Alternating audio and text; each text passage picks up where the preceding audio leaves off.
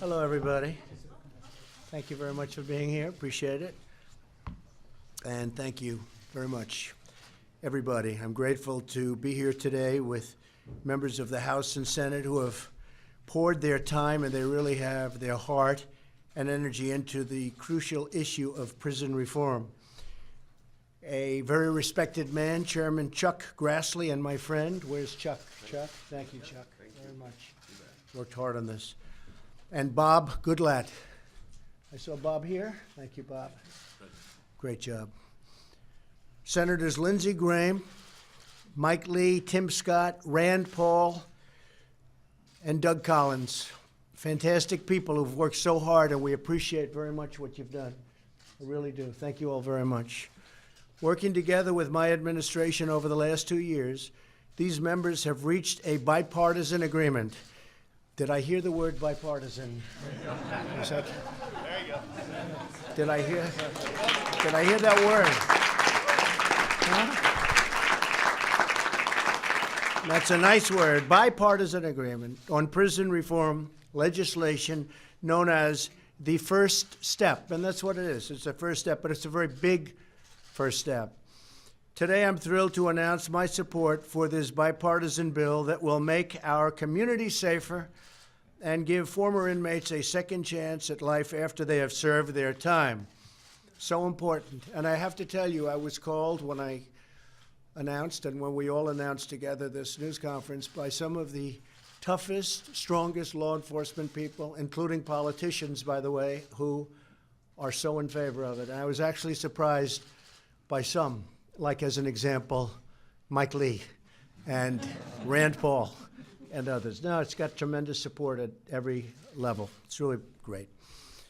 And we're all better off when former inmates can receive and reenter society as law-abiding, productive citizens. And thanks to our booming economy, they now have a chance at more opportunities than they've ever had before. It is true. Our economy is so strong that when people are getting out of jail, they're actually able to find jobs. And I have 3 instances of companies that hired people coming out of prison, and they are so thrilled by the performance of these people.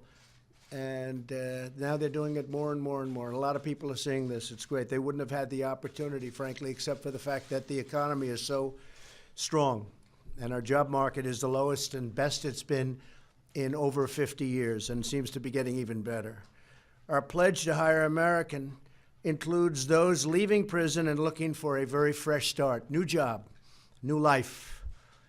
The legislation I'm supporting today contains many significant reforms, including the following. First, it will provide new incentives for low-risk inmates to learn the skills they need to find employment, avoid old habits, and follow the law when they're released from prison.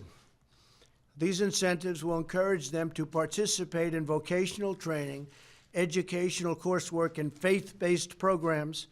And I want to thank Paula White very much, because I know you very much wanted that. Thank you, Paula.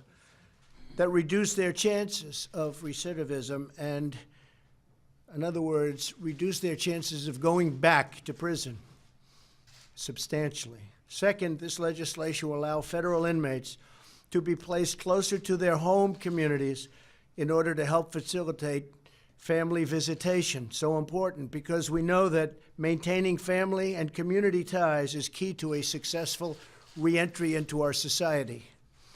Third, the bill includes reasonable sentencing reforms while keeping dangerous and violent criminals off our streets. In many respects, we're getting very much tougher on the truly bad criminals, of which, unfortunately, there are many. But we're treating people differently for different crimes. Some people got caught up in situations that were very bad. I give an example of Mrs. Alice Johnson, who served 21 years, and she had, I think, another 25 or so to go. So she would have been in there for close to 50 years for something that other people go in and they get slapped on the wrist, which is also wrong, by the way, which is also wrong.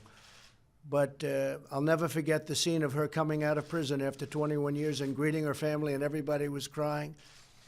Her sons, her grandsons, everybody was crying and hugging, and holding each other. It was a beautiful thing to see. It was a very tough situation.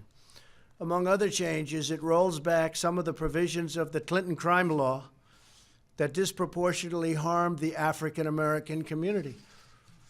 And you all saw that, and you all know that. Everybody in this room knows that. It was very disproportionate and very unfair. Throughout this process, my administration has worked closely with law enforcement. Their backing has ensured that this legislation remains tough on crime. It's got to remain very tough on crime, and supports the tremendous work of our police and the tremendous job that law enforcement does throughout our country, our communities. They do an incredible job. We have great respect for law enforcement. We're honored that 7 of the major police organizations, including the Fraternal Order of Police and the International Association of Police Chiefs, have fully endorsed this bill. We could not have gotten here without the support and feedback of law enforcement, and its leaders are here today, 2 of them, especially Chuck Canterbury of FOP and Chief Paul Sell of IACP. Thank you very much. Thank you very much. I appreciate that very much.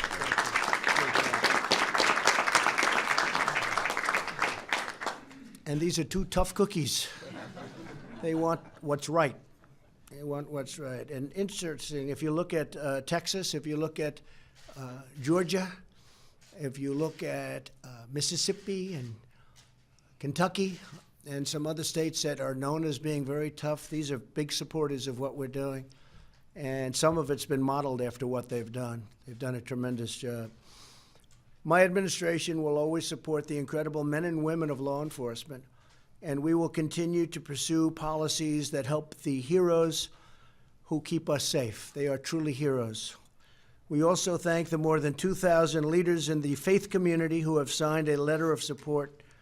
We have tremendous support within the faith community, unbelievable support. Americans from across the political spectrum can unite around prison reform legislation that will reduce crime while giving our fellow citizens a chance at redemption. So if something happens and they make a mistake, they get a second chance at life. Today's announcement shows that true bipartisanship is possible, and maybe it'll be thriving if we're going to get something done.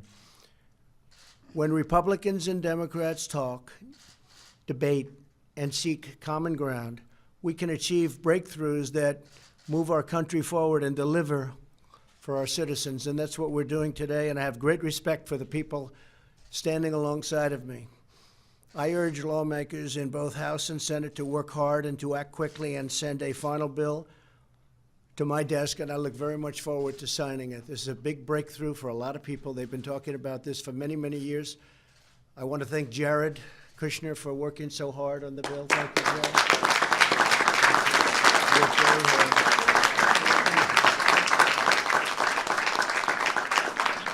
We really did. He worked very hard. He feels very deeply about it.